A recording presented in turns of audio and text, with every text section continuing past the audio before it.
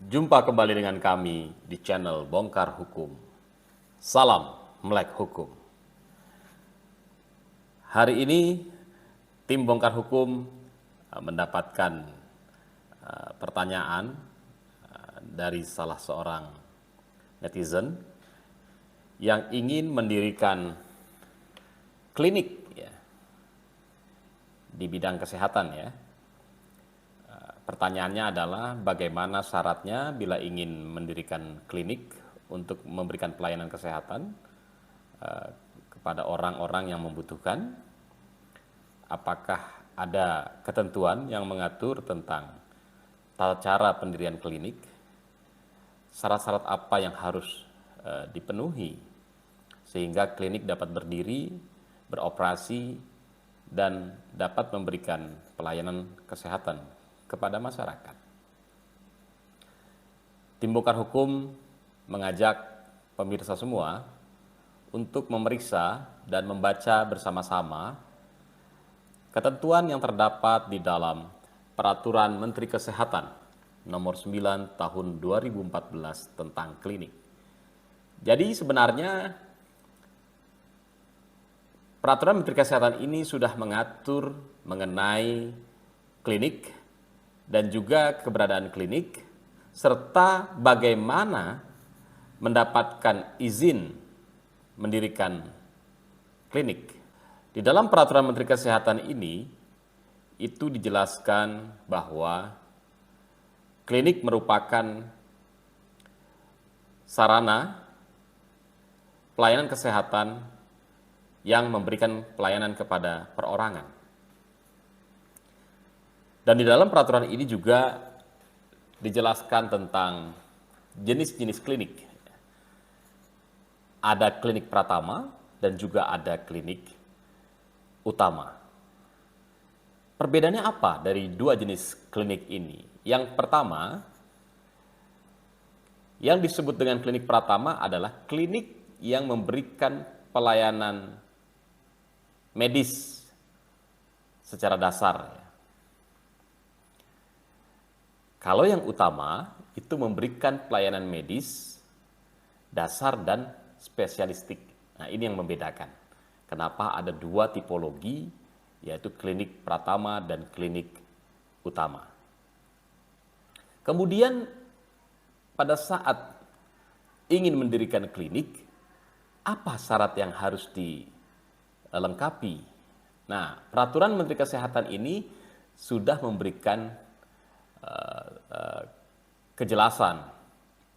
Syarat-syarat yang dilengkapi itu, kalau kita membuka pasal 26 Peraturan Menteri Kesehatan ini, kita akan menemukan berbagai persyaratan yang wajib dipenuhi pada saat ingin mendirikan izin operasi dan izin pendirian sebuah klinik. Yang pertama, harus ada identitas pemohon yang ingin mendirikan klinik. Yang kedua, ada salinan berupa fotokopi tentang pendirian badan hukum. Jadi harus ada badan hukumnya kalau ingin mendirikan klinik. Yang ketiga, ini harus ada sertifikat tanah. Ini berkaitan dengan lokasi di mana klinik itu akan berdiri. Jadi harus dilampirkan sertifikat tanah atau ada bukti-bukti kepemilikan lain yang disahkan oleh notaris. Kalau ternyata tempat yang dijadikan klinik bukan milik pribadi, Peraturan Menteri Kesehatan Nomor 9 Tahun 2014 tentang klinik ini itu memberikan keringanan. Boleh melampirkan bukti kontrak. Jadi tidak harus kita punya tanah Ada bukti kontrak itu boleh Tapi ada jangka waktu yang minimal di dalam kontrak tersebut, yaitu untuk jangka waktu 5 tahun.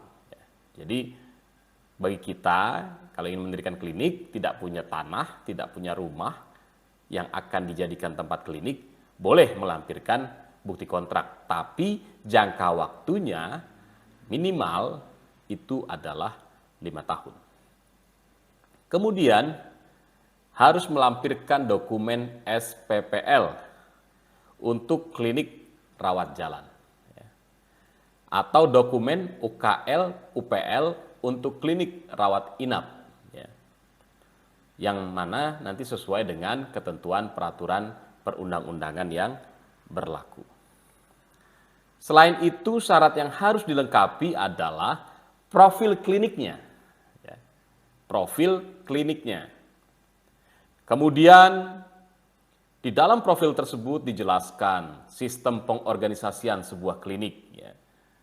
Lokasinya ada di mana, bangunannya seperti apa, prasarananya bagaimana, ketenagaannya seperti apa, SDM berarti, peralatan yang digunakan juga seperti apa, kefarmasiannya juga bagaimana, laboratoriumnya juga seperti apa, serta pelayanan yang diberikan itu harus muncul dan jelas di dalam profil yang dibuat pada saat mengajukan permohonan izin. Jadi itulah syarat-syarat yang harus dipenuhi oleh siapapun yang ingin mendirikan klinik.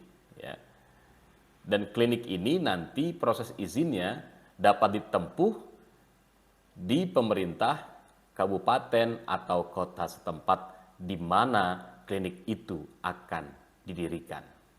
Jadi kita akan berkoordinasi dengan sistem perizinan yang ada di kabupaten atau kota. Jadi inilah prosedur yang harus ditempuh pada saat anggota masyarakat ingin mendirikan sebuah klinik yang akan memberikan pelayanan kesehatan kepada masyarakat. Bagi pemirsa di rumah ataupun dimanapun berada yang ingin masalahnya dikupas tuntas oleh tim bongkar hukum, jangan ragu.